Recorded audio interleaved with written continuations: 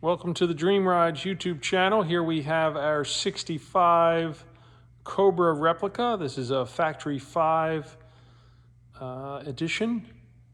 It's finished in a maroon with the white racing stripes. The Factory 5 kits are built on a Mustang drivetrain. This has a 32 valve 5-liter V8 producing about 400 horsepower.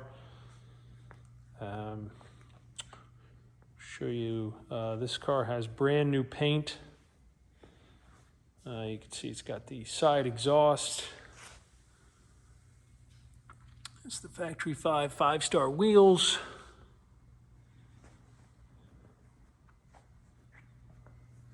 The interior's finished in black vinyl racing seats. It's got the 4-point Simpson harnesses. It's got a nice wood dash. This car's only showing 2,680 miles.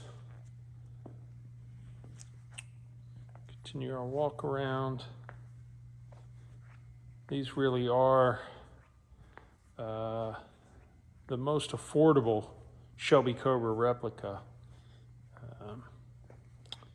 This is a really nice example.